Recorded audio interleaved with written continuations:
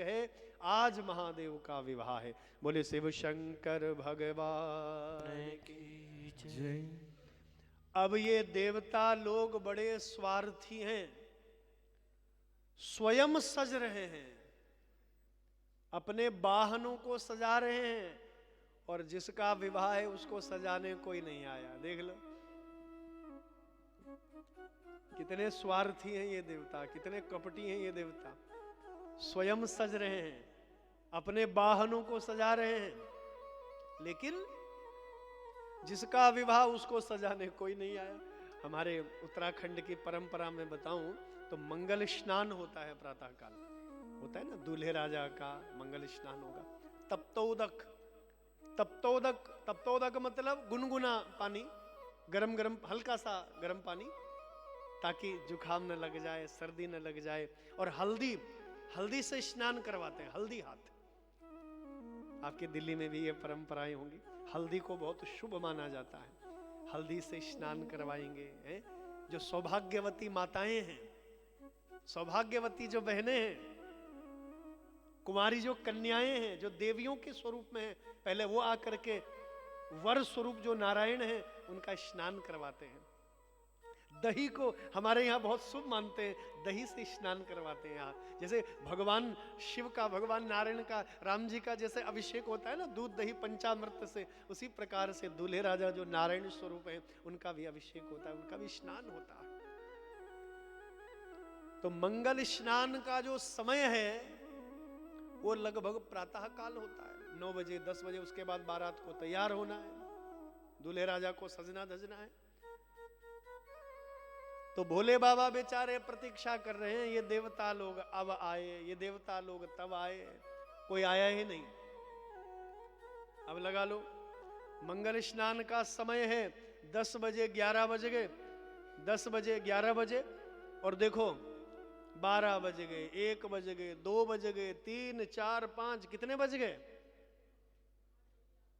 कितने हो रहा है टाइम? 5:30 हो, बताओ 5:30 होने वाले, और अब तक भी देवता सजाने नहीं आए। अब ये देवता सब जानते हैं कि न तो महादेव की कोई परजाई जी है, न कोई बहन है जो श्रृंगार करे, क्या करे, कहां से आए कैलाश में, कौन आए, क्या करे। लेकिन ये देवता स्वयं सज रहे हैं, लेकिन महादेव को किसी ने नहीं सजाया। अब जब 5:30 बजने वाले हैं, महादेव ने नंदी को कहा, अरे भैया नंदी, ये देवता कहीं भूल तो नहीं गए कि आज महादेव का विवाह है? कहीं भूल तो नहीं गए? अरे भैया ऐसा करो, तुम ही मेरा मंगल स्नान करवा दो।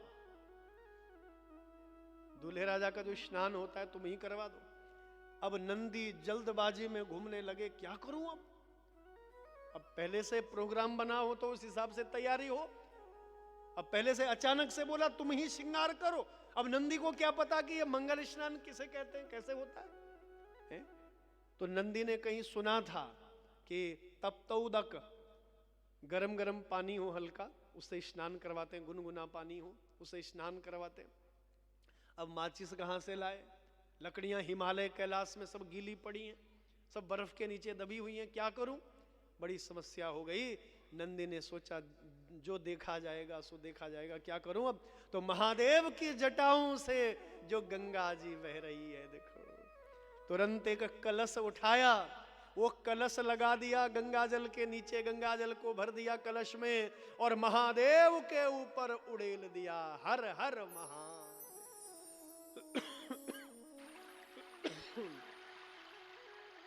जैसे महादेव के ऊपर ठंडा ठंडा गंगा जल।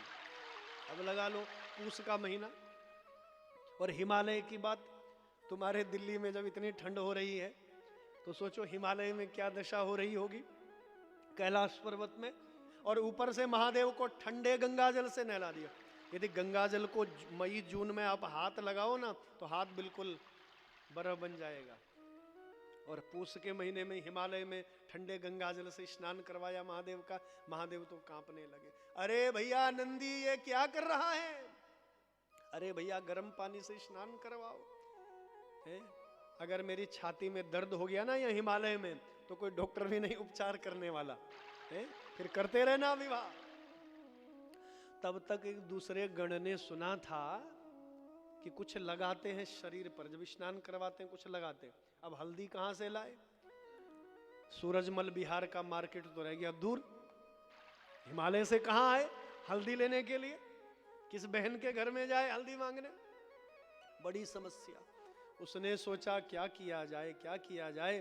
तो हिमालय के नीचे कोई शमशान घाट रहा होगा और वहां कोई शव बेचारा जल रहा है, कोई मुर्दा जल रहा है। वो टोकरा लेकर के गया और सारे लोग तो मुर्दा जलाकर चले गए घर, और गरम गरम जो राख पड़ी हुई थी वहां शमशान घाट में, उसको टोकरे में भर करके लाया और दौड़ता दौड़ता महादेव के ऊपर उड़ेल दिया। हर हर महादेव, गरम गरम राख महादेव के ऊपर।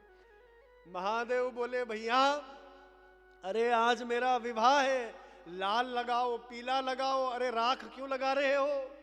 कम से कम आज के दिन तो राख न लगाओ, लाल पीला लगाओ भैया, क्या कर रहे हो?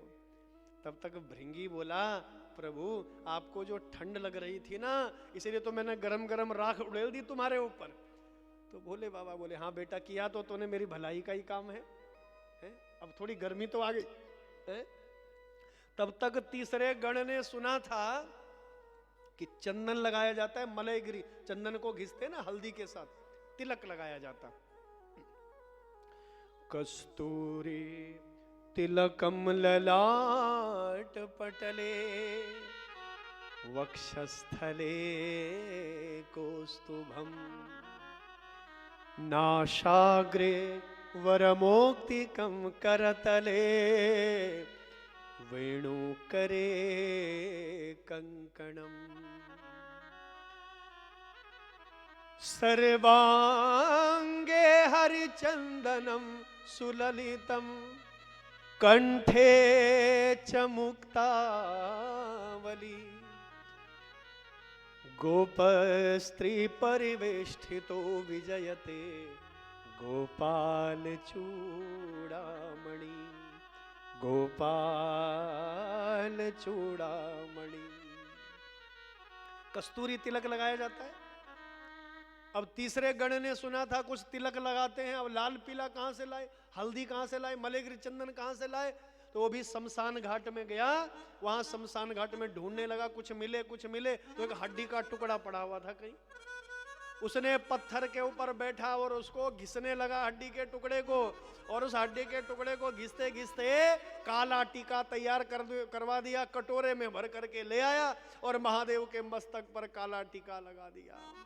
महादेव बोले भैया काला लगे दुश्मन पर, आज लाल पीला लगाओ, आज के दिन ये काला क्यों लगा रहे हो? तो गण बोला प्रभु आप इतने सुंदर लग रहे हो। महादेव बहुत सुंदर है ना। कर्पूर कर्पूर गौरम करुणावतारम, कपूर के समान गोरे हैं, किसी की नजर न लग जाए। किसी भूत पिशाच की नजर लग गई, किसी चुड़ैल की नजर लग गई तो विवाह किसका करेंगे फिर? इसीलिए पहले काला टीका लगा दिया महादेव पर। हाँ, बड़ा सुंदर अद्भुत श्रृंगार देवादिदेव महादेव का हो रहा है। बंधुओं आइए हम भी श्रृंगार का आनंद लेंगे। गोस्वामी तुलसीदास जी बड़ी सुंदर पंक्तियां कह रहे हैं, आइए सब लोग हमारे साथ में गाएंगे। शिव ही शंभु गण करहि श्रृंगारा, शिव ही शंभु गण करहि श्रृंगारा, शिव ही शंभु गण करहि श्रृंगारा, शिव ही शंभु गण करहि श्रृंगारा। जटा मुकुट अहि, जटा मुकुट अहि, जटा मुकुट अहि, जटा मुकुट अहि, मोर समारा, शिव ही शंभु गण करहि श्रृंगारा, शिव ही शंभु गण करहि श्रृंगारा, शिव ही शंभु गण करहि श्रृंगारा, शिव ही शंभु गण करहि श्रृंगारा।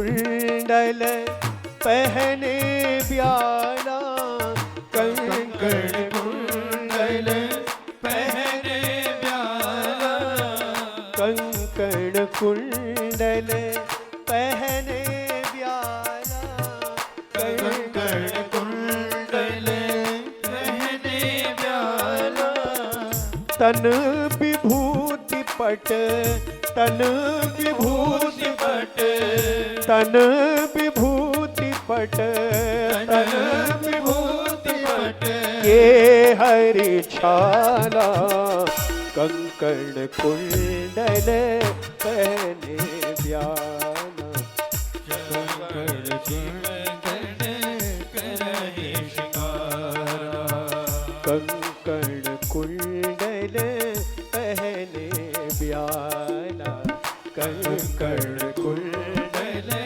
पहने ब्याला, शीश मुकुट सुंदर शिर गंगा, शीश मुकुट सुंदर श्री गंगा, शीश मुकुट सुंदर शिर गंगा, शीश मुकुट सुंदर श्री गंगा, नयन तीन उपवीत भुजंगा, नयन तीन सब गाइए, भुजंगा, नयन तीन उपवीत भुजंगा, नयन तीन उपवीत भुजंगा, श्री राम जय राम जय जय राम, श्री राम जय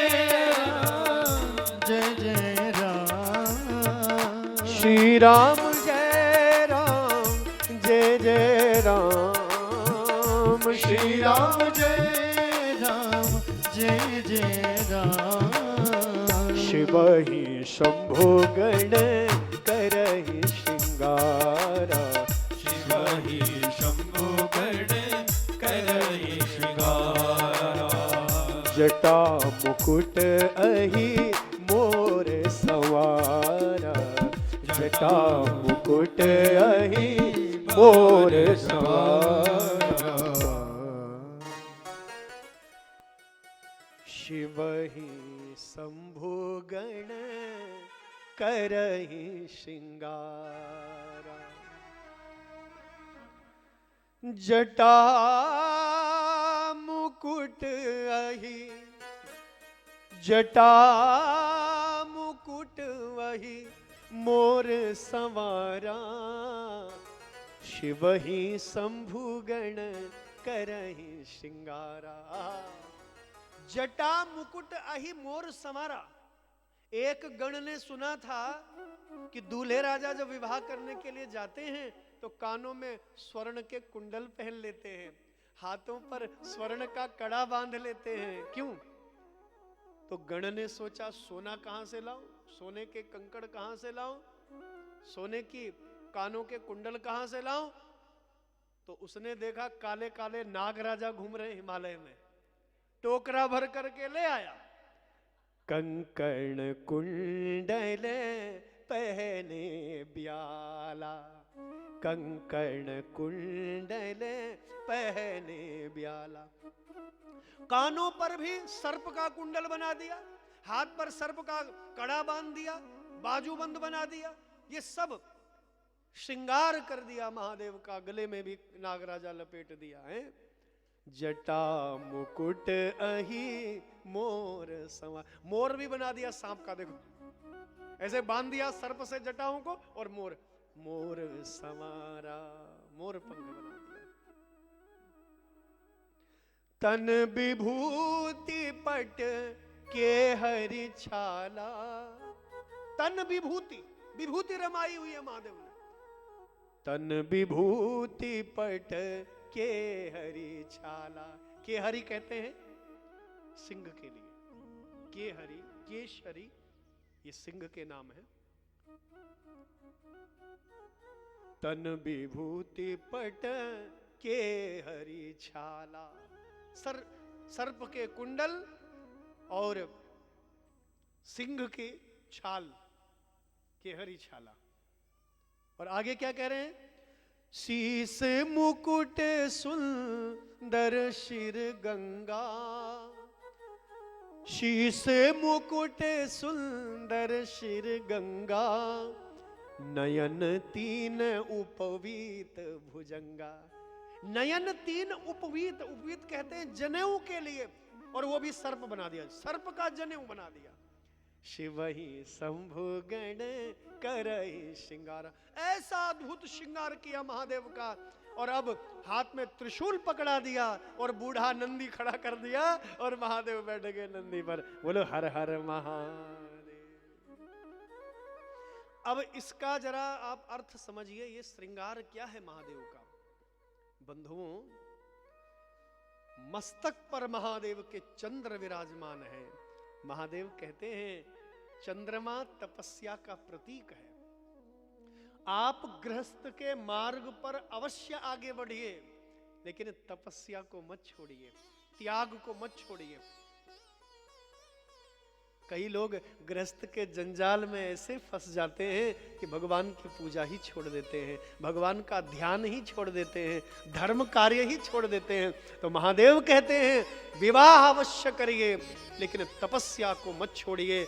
मैं विवाह के लिए जा रहा हूं, लेकिन मेरा जीवन तपोमय है, मैंने तपस्या को नहीं छोड़ा। मेरे मस्तक पर देखो चंद्र है, तपस्या का प्रतीक। महादेव की जटाओं से, मस्तक से गंगा बह रही है। बंधुओं, इस ब्रह्मांड में जो सबसे पवित्र वस्तु है वो पुण्य सलिला पतित पावनी मां गंगा है। गंगा से बड़ा कोई पवित्र नहीं है। सबसे पवित्र मां गंगा, जो पतित को भी पावन कर देती है, ऐसी मां गंगा। लेकिन महादेव उसको मस्तक पर धारण करते हैं। मस्तक पर क्यों धारण किया? क्योंकि गंगा पवित्रता है, और बुद्धि में यदि पवित्रता रहेगी तो धर्म कार्यों में हम लोग हमेशा चलते रहेंगे। तो बुद्धि कैसी होनी चाहिए? गंगा जैसी निर्मल, गंगा जैसी पवित्र हमारी बुद्धि होनी चाहिए। तो गंगा की पवित्रता आपकी बुद्धि में, हमारी बुद्धि में होनी चाहिए। क्षमा करिए, भगवान नारायण विश्वनाथ नहीं बन सकते। विश्वनाथ वह है जो पावन और अपावन दोनों को साथ में लेकर के चले। इस ब्रह्मांड में सबसे पवित्र वस्तु है गंगा, और सबसे अपवित्र वस्तु है शमशान की राख। शास्त्र कहते हैं यदि शमशान घाट से कहीं जा रहे हूं और यदि धुएं का स्पर्श हो जाए तो हम लोगों को वस्त्र समेत स्नान करना चाहिए, गंगा जल छिड़कना चाहिए, तब जाकर के स्नान के बाद शुद्ध होंगे। यदि धुआं लग गया, और चिता की राख सबसे पवित्र है पतित पावनी गंगा, और सबसे अपवित्र है चिता की राख। और जो पवित्रता को और अपवित्रता को दोनों लेकर के साथ चले, वही विश्वनाथ हो सकता है, वही विश्व का स्वामी हो सकता है, ब्रह्मांड का नायक हो सकता है। बोलिए विश्वनाथ भगवान की जय। और आगे बढ़िए। महादेव के कंठ पर काले काले नागराजा है। नागराजा का अर्थ क्या है? महादेव ने विचार किया कि लोग देखेंगे, लोग जो देखते हैं वही मांगते हैं। यदि मैंने अपने कंठ में हीरे मोतियों की माला पहनी, स्वर्ण के आभूषण पहने, तो दुनिया वालों को मांगने की आदत पड़ी है। बोलो हर हर गंगे।